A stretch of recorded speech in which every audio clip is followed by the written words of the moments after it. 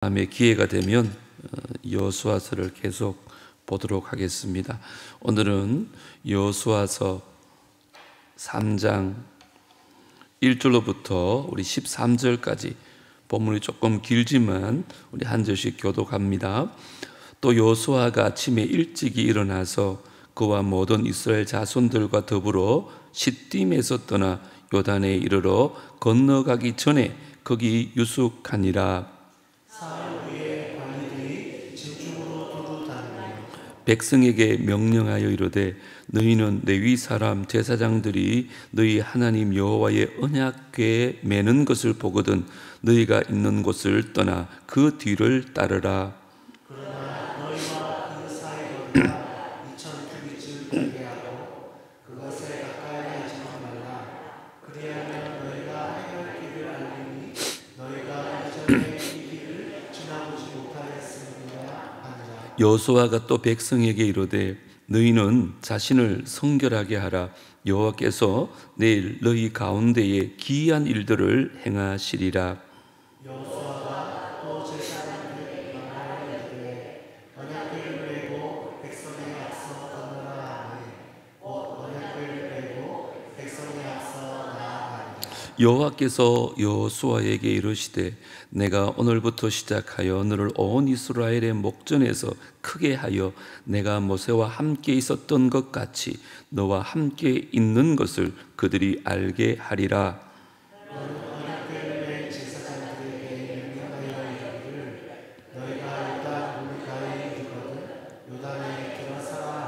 여호수아가 이스라엘 자손에게 이르되 이리 와서 너희의 하나님 여호와의 말씀을 들으라 하고 또 말하되 살아계신 하나님이 너희 가운데 계시사 다만 족속과 해 족속과 히위 족속과 이스 족속과 기르가스 족속과 아모리 족속과 여부스 족속을 너희 앞에서 반드시 쫓아내실 줄을 이것으로서 너희가 알리라. 보라 온 땅의 주의 언약궤가 너희 앞에서 요단을 건너가나니 이제 이스라엘 지파 중에서 각 지파의 한 사람씩 12명을 택하라. 다 같이요. 온 땅의 주 여호와의 궤를 맨 제사장들의 발바닥이 요단물을 밟고 멈추면 요단물 곧 위에서부터 흘러내리던 물이 끊어지고 한 곳에 쌓여 서리라. 아멘. 오늘 마지막 날 말씀의 제목을 장애물을 돌파하는 믿음 이렇게 한번 잡아봤습니다.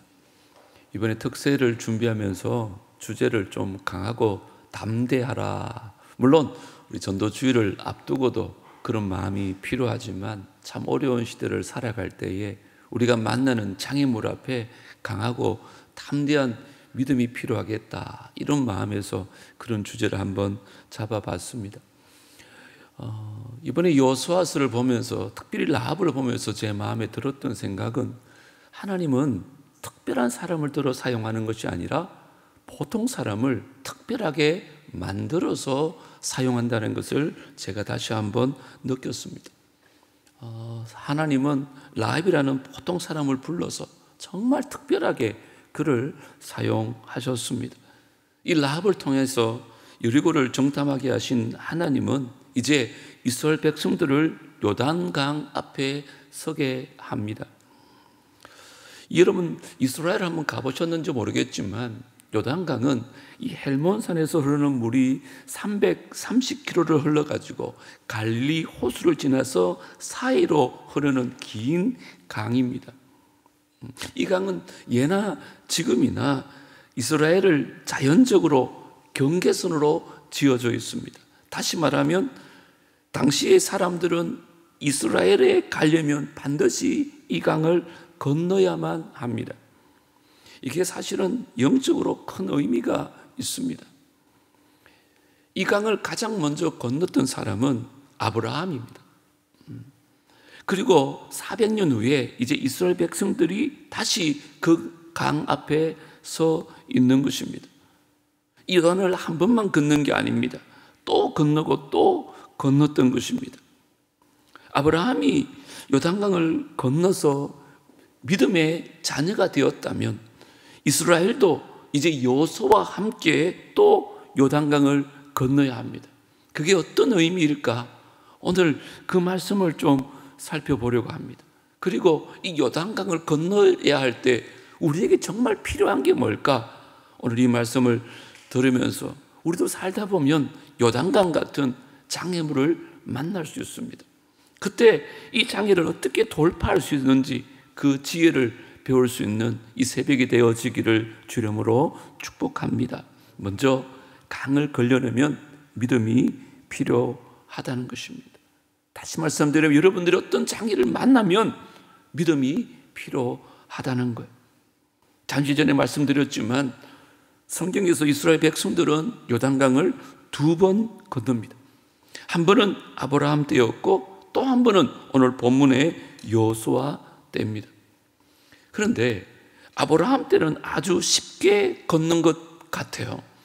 그래서 성경에 잘 자세하게 설명하지 않아요. 여러분 창세기 12장에 보면 아브라함이 가나안 땅으로 들어가는 장면이 기록되어져 있습니다. 갈대아 우르에서 우상을 섬겼던 아브라함이 그 요단을 건너서 이제 가나안으로 들어가는 거예요. 그런데 창세기 12장 어디를 봐도 아브라함이 어떻게 들어갔는지에 대해서 상세하게 설명을 하지 않아요. 다만 여호수아 24장 2절에 보면 아브라함이 이 강을 건넜다는 것을 어렴풋이 짐작할 수 있는 대목이 나와요. 너희의 조상들 곧 아브라함의 아버지 나홀의 아버지 데라가 강 저쪽에 거주하여 다른 신들을 섬겼으나, 그렇죠. 강 이편에서 바라볼 때 강 저쪽에서 다른 신들을 섬겼는데 이제 강을 건너와서 하나님을 섬기게 되었다는 얘기를 하는 거예요. 우리는 여기서 하나 깨달을 게 있습니다. 우리가 처음 하나님을 믿을 때는요, 전적인 하나님의 은혜로만 구원을 받습니다. 우리가 하는 일은 아무것도 없습니다. 하나님께서 다 하십니다. 그런데 구원파는 우리가 구원받은 정확한 날짜를 아는지 때로는 묻습니다. 그래서 기독교인들 가운데는 그걸 몰라가지고 당황할 때가 있습니다. 여러분 염려하지 마세요. 우리가 구원받은 날을 모른다고 해서 구원받지 않은 것 아닙니다. 구원받은 날을 아는 것보다 더 중요한 것은 구원받은 확신으로, 믿음으로 사는 것이 더 중요합니다. 그런데 이때 우리에게 요청되어지는 게 뭔가? 구원받고 이제 예수님과 함께 살기 위해서는 또다시 요단강을 건너는 것입니다. 아브라함이 처음 이스라엘의 민족의 조상이 될 때는 쉽게 건넜던 것 같아요. 그런데 오늘 본문을 보면 이 요단강 앞에서 이스라엘 백성들에 대해서 아주 자세하게 설명을 하고 있습니다. 왜 그럴까요? 우리 인생도 마찬가지입니다. 구원받고 나서 발 뻗고 잘 수 있는 게 아닙니다. 날마다 시마다 우리를 가로막는 장벽 같은 요단강을 만난다는 것입니다. 그것은 마치 우리 길을 막고 선 거대한 장애물과도 같습니다. 여러분 어떻습니까? 우리가 사는 믿음의 길에는 많은 장애물이 있다는 것을 알고 계십니까? 여호수아와 함께 그 가나안 땅에 들어가려면 언제나 요단강 같은 장애물을 건너야 한다는 것입니다. 이게 믿음 생활입니다. 학생이라면 수많은 시험을 통과해야 됩니다. 사업가라면 수많은 위기를 통과해야 합니다. 그게 우리의 인생입니다. 자, 그런데 여기서 한번 의문을 한번 가질만 합니다. 우리 인생에 이러한 강이 없으면 안 되는 걸까요? 굳이 하나님께서 왜 우리 인생 가운데 이런 요단강을 둬서 장애물을 만나게 할까요? 우리는 하나님 어떤 분이라고 믿고 있어요? 하나님은 선하신 분이라고 믿고 살잖아요. 그런데 왜 이런 일이 있을까요? 여기서 선하단 말에 오해를 가질 때가 많아요. 선하다 그러니까 착하다고 생각하잖아요. 아니 하나님이 착하시고 선하신데 우리에게 왜 이런 고통을 주느냐고 늘 그런 생각을 하는 거죠. 하나님이 선하시면서 왜 고통을 주시는지 모르겠다. 욥 같은 경우 죄가 없는 사람인데 왜 그런 고통을 받아야 하는지 이해가 안 된다. 이것은 바로 선하다는 말을 오해해서 그래요. 여러분, 제가 아는 문학에서 파송하신 태국의 치앙마이에 선교사님이 계신데 한 번은 거기 갔다가 친구 선교사님에 대한 얘기를 들은 적이 있어요. 이 선교사님에게는 어릴 때부터 참 공부도 잘하고 부모님 말씀에 늘 순종도 잘하는 아들이 하나 있었대요. 뜻이 있어서 미국에 가서 이제 대학원을 졸업한 우수한 아들이었습니다. 그랬던 아들이 태국에 이 선교사님 부모님을 잠시 뵈러 왔다가 교통사고가 나서 안타깝게 숨지고 맙니다. 여러분, 선교사님이 죄를 많이 지어서 하나님께 벌을 받은 걸까요? 평생 목숨 바쳐 선교한 죄밖에 없는데, 아니 왜 하나님은 생명 같은 아들을 데려가셨을까요? 그렇게 열심히 선교했더라면 상이라도 주셔야지. 하나님은 왜 상상도 할 수 없는 고통을 주신 걸까요? 제가 듣기로 이 선교사님 부부는요, 아들을 잃은 슬픔에 몇 년을 울고 또 울었대요. 아들이 너무 보고 싶어서 일하다가 울고, 설교하다가 울고, 한국에서 아들 닮은 사람을 보면 또 울고, 성경 읽다가도 울었대요. 그러던 어느 날 하나님께서 선교사님에게 음성을 들려주시더래요. 얘야, 네 마음이 그렇게도 슬프냐? 나도 네 마음을 너무 잘 안다고. 내 아들도 죽었단다. 내 아들도 십자가에서 죽었단다. 그때 이 선교사님이 깨달았다는 거예요. 아, 하나님은 고통이 없어서 선하신 것이 아니라 그 고통을 통해 선을 만들어 가시는 분이시구나. 하나님께서 악을 통해서도 선을 이루어 가시는 하나님이시구나. 그래서 하나님은 선하신 거구나. 그때 받은 은혜가 그거래요. 하나님은 그래도 선하시다. 한번 따라 합시다. 하나님은 그래도 선하시다. 그때 선교사님이 은혜를 받음. 선교사님을 진짜 선교사 되게 한 것은 그의 아들이었다는 거예요. 하나님께서도 하나밖에 없는 아들을 십자가에 못 박지 않으셨습니까? 그동안 이 선교사님은 사명감으로 일하셨지만 이제는 하나님의 마음으로 선교하게 되었다는 고백을 들은 적이 있습니다. 여러분, 그렇습니다. 하나님은 우리에게 언제나 건강만 주지는 않으세요. 그래도 하나님은 선하십니다. 하나님은 우리에게 언제나 평탄한 길만 주시지는 않아요. 그래도 하나님은 언제나 선하십니다. 하나님은 우리에게 가끔 실패하고 낙심하게 하세요. 그래도 하나님은 언제나 선하신 줄 믿습니다. 기억하십시오. 하나님은 우리가 가고 싶은 길로 인도하는 게 아니라 우리가 가야 할 길로 인도하시는 하나님이십니다. 그래서 하나님은 선하신 거예요. 여러분, 신명기서 1장 30절에 보면 이 귀한 말씀이 있어요. 우리 다 같이 한번 읽어볼까요? 시작. 너희보다 먼저 가시는 너희의 하나님 여호와께서 애굽에서 너희를 위하여 너희 목전에서 모든 일을 행하신 것 같이 이제도 너희를 위하여 싸우실 것이며. 아멘.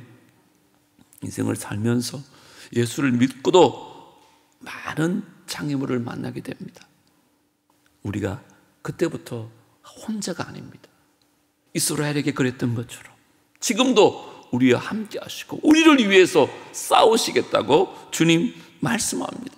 그래서 장애물을 만나면 우리에게 필요한 게 뭐냐? 이 믿음이 필요합니다. 그 이스라엘 백성들 앞에 요단강이라는 큰 장애물을 만났습니다. 그들은 두렵고 무서웠을 것입니다. 하지만 하나님은 선하시다. 그래서 우리와 함께 하신다는 그 믿음이 있으면 무서울 것이 없었습니다. 이제 요단강만 건너면 가나안 땅입니다. 아무 의심 없이 그 선하신 하나님을 믿고 건너기만 하면 되는 것입니다.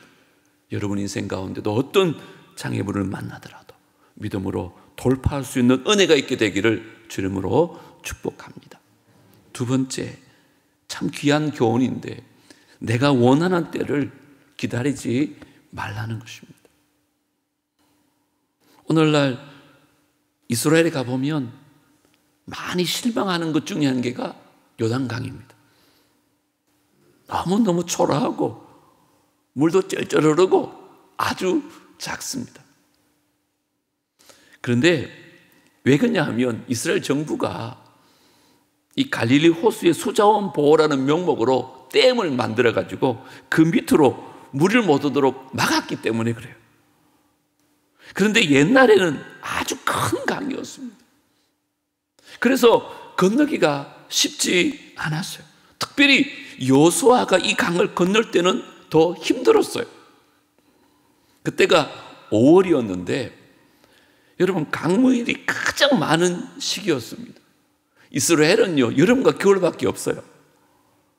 3월부터 더워지기 시작해서 5월이 최고로 덥습니다. 그렇게 되면 헬모산에 쌓인 눈이 녹기 시작합니다. 그래가지고 요단강으로 밀려오고 이로 인해서 강수위가 계속 높아집니다. 오늘 본문 13절도 한번 보세요. 온 땅의 주 여호와의 궤를 맨 제사장들의 발바닥이 요단물을 밟고 멈추면 요단물 곧 위에서부터 흘러내리던 물이 끊어지고 어떻게 된다고요? 한 곳에 쌓여 서리라. 여러분 당시 물이 얼마나 많았길래 물이 쌓인다는 걸까요? 15절에도 보십시오. 상반절에 요단이 곡식 거두는 시기에는 항상 물이 어떻게 해요? 언덕에 넘치더라. 물이 언덕까지 넘칠 정도로 많았다고 기록하고 있습니다. 그러면 여기서 두 번째 우리가 궁금한 점이 있잖아요. 아니 하나님은 왜 하필이면 가장 물이 많을 때를 골라가지고 백성들을 건너가게 하셨을까? 성경을 읽으면서 이런 의문을 한번 가져봐야 되는 거예요. 아니 그렇잖아요. 이왕 건너게 할 것 같으면 물이 적을 때 쉽게 건너가게 할 수도 있잖아요. 그런데 제가 본문을 읽으면서 깨달은 게 뭐냐? 뭘 하더라도요 충분할 만큼 완벽한 때가 없더라는 거예요.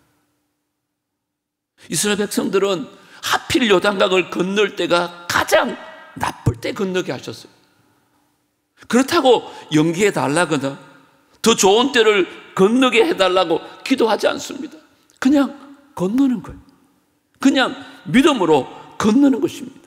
꼭 기억하십시오. 우리 인생에요 무엇을 할 만큼 완벽한 때란 없습니다. 내가 원하는 때를 기다리다 보면 아무것도 못합니다. 문제는 믿음만 있으면 됩니다. 여러분 다 준비해 놓고 시작하면 좋겠죠. 하지만 어차피 완벽한 준비는 불가능합니다. 부족하지만 하면서 보완하면 되는 거예요. 그런 글이 있더라고요. 꽃을 보고 싶을 때 꽃씨를 뿌리면 이미 늦었다는 거예요. 그러나 늦었다고 안 뿌리면 영영 꽃을 못 본다는 거예요. 저는 이 말이 참 의미가 있는 것 같아요. 여러분 혹시 창업 계획을 갖고 있습니까? 물론 많이 연구하고 조사해야 됩니다. 그런데 성공의 노하우를 다 알고 시작하기에는 너무 늦습니다. 이 성공의 노하우란 경험을 쌓으면서 실패를 거듭하면서 만들어가는 것이기 때문에 그렇습니다. 로미오와 줄리엣 같은 사랑을 한 다음에 결혼할 생각은 꿈도 꾸지 말라는 거예요. 그때 늙고 힘이 없어서 결혼 못합니다. 완벽한 배우자가 나타날 때까지 결혼 안 하겠다는 말은 하지도 마십시오. 나도 완벽하지 않은데 완벽한 배우자가 어디 있겠습니까?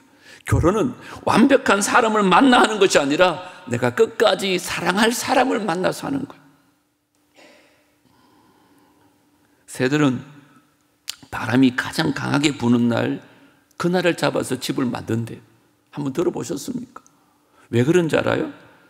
그래야 어떤 강한 바람에도 견딜 수 있는 튼튼한 집을 지을 수 있기 때문에 그렇답니다.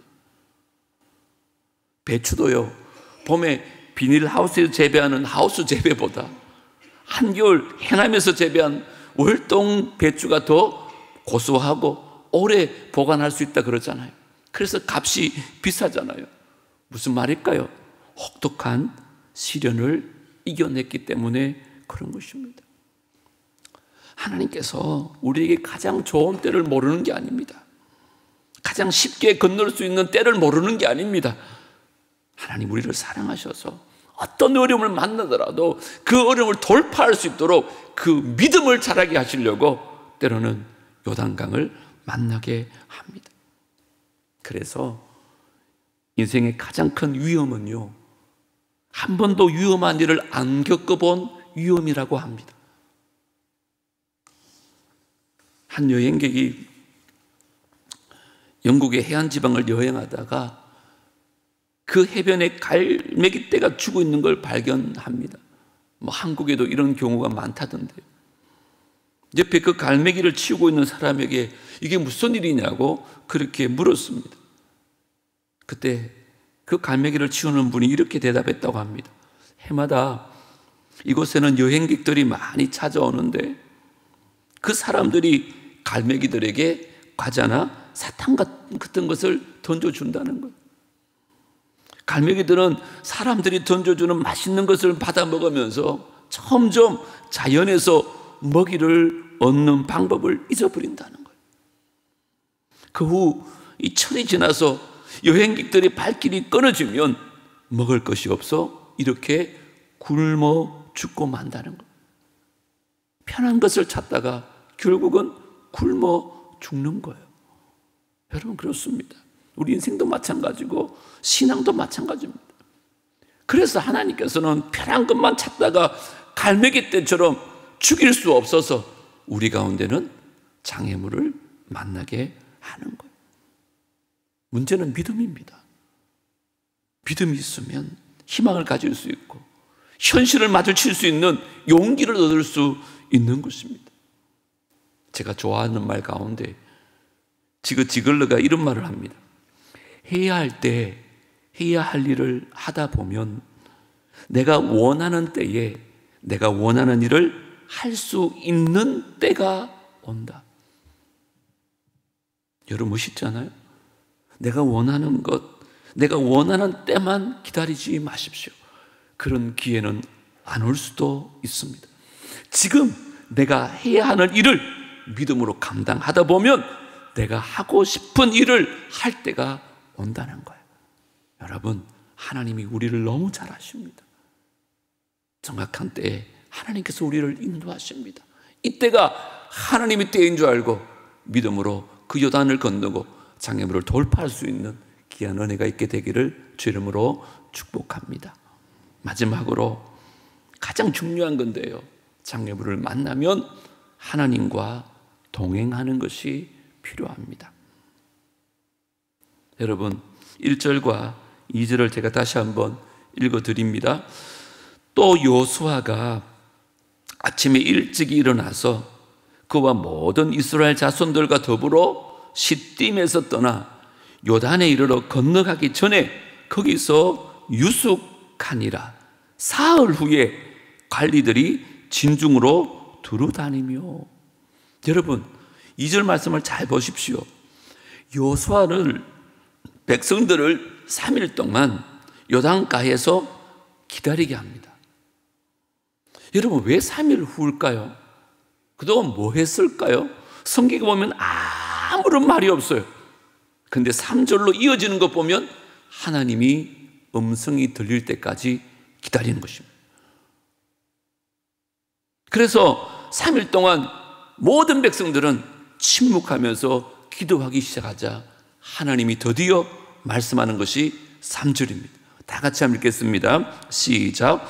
백성에게 명령하여 이르되 너희는 레위 사람 제사장들이 너희 하나님 여호와의 언약궤 매는 것을 보거든 너희가 있을 곳을 떠나 그 뒤를 따르라. 언약궤를 따르라.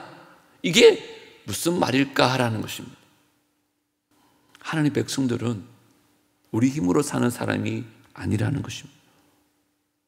하나님의 백성들은 자기 주관이나 자기 철학이나 자기 상식으로 사는 사람이 아니라는 말이에요. 하나님의 백성들은 하나님께서 앞서가시면 그 뒤를 따라가는 사람인 줄 믿습니다. 그 말입니다. 언약궤를 따르라. 다시 말해서 하나님의 사람들은 하나님의 말씀을 따라 사는 사람들입니다. 여러분 인생에 특별히 어려움을 만날 때 인간적인 방법을 찾으려고 노력하지 마십시오. 물론 최선을 다해야 되지만 하나님 말씀을 쫓으십시오. 그게 믿음이고 그게 어려움을 돌파할 수 있는 하나님의 방법입니다. 하나님 지금 이렇게 말씀하는 거예요. 자, 내가 지금 앞서가겠다. 너는 나를 그냥 따라라. 절대 나를 앞서지 마라. 내가 사령관이야. 오로지 나만 따르라. 이게 언약궤의 의미입니다.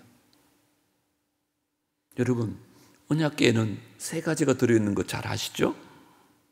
시내산에서 받은 만나를 담은 항아리가 있고요, 아론의 쌍난 지팡이가 있고요, 그리고 십계명 두 돌판이 있습니다.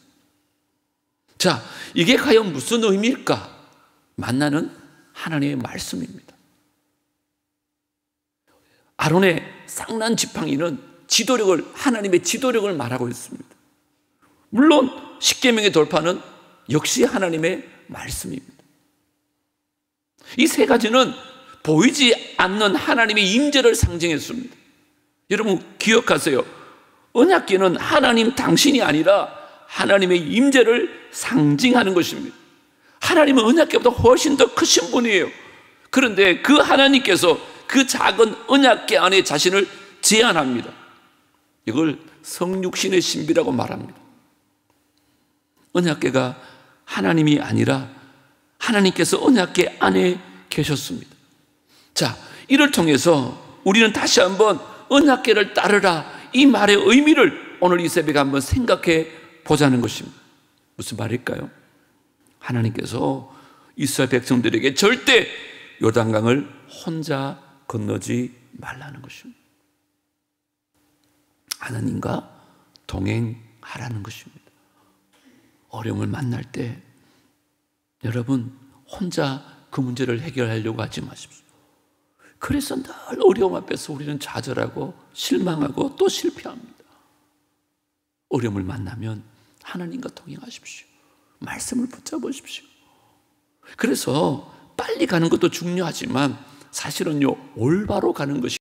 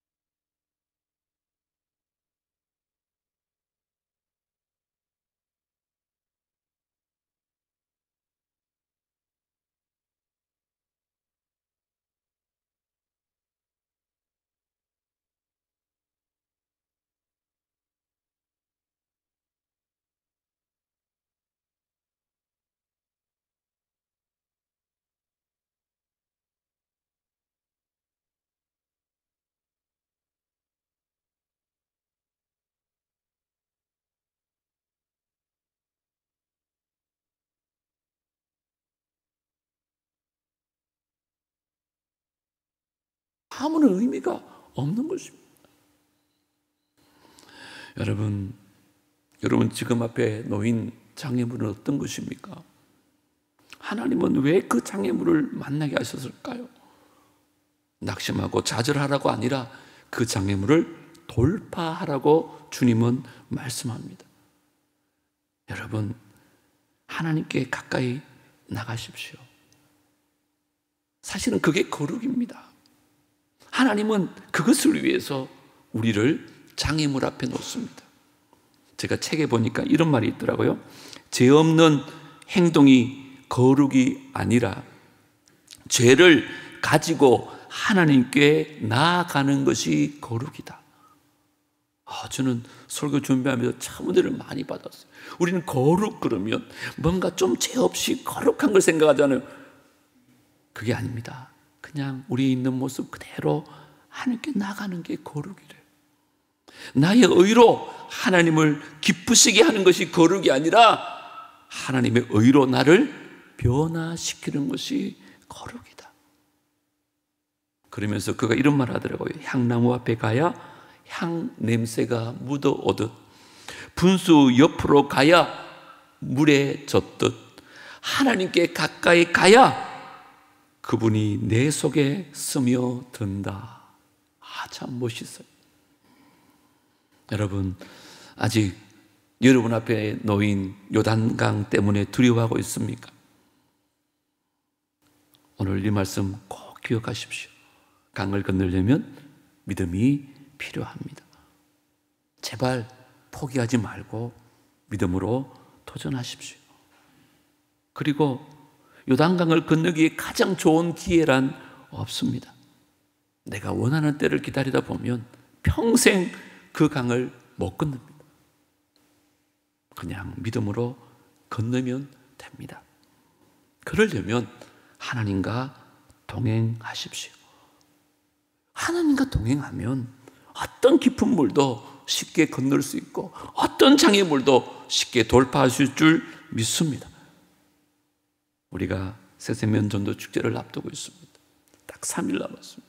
우리 안에 두려움도 있습니다. 어제 뉴스 들어보니까 태풍이 몰려온답니다.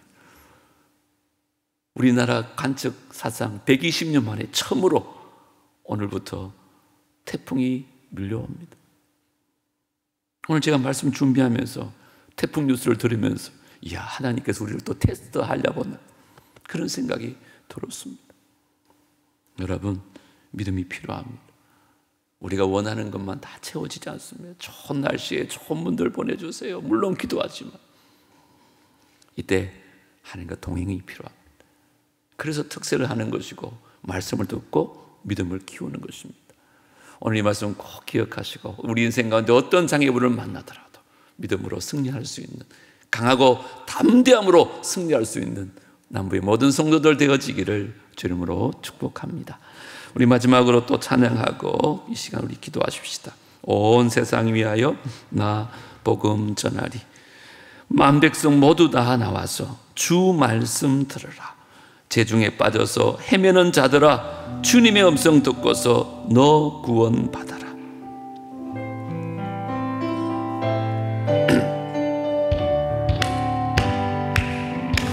온 세상 위하여 나 복음 전하. 만 백성 모두 주 말씀 들으라. 죄중에 빠져서 헤매는 자들아, 주님의 음성 듣고서 너 구원 받으라. 전하고 기도해 매일 증인 되리라. 세상 모든 사람 다 듣고 그 사랑 알도 온 세상 위하여 이 복음 전하리. 저 죄인 회개하고서 주 예수 믿으라. 이 세상 구하려 주 돌아가신 것 나 증거하지 않으면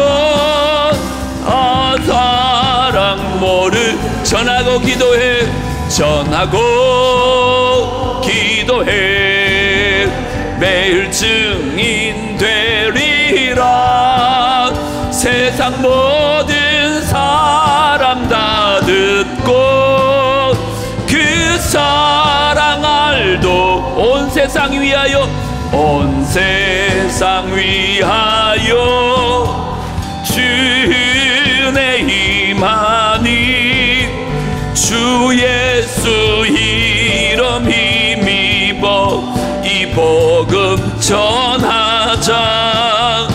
먼 곳에 나가서 전하지 못해도 나 어느 곳에 있든지 늘 기도 힘 전하고 기도해 전하고 기도해 매일 증인 되리.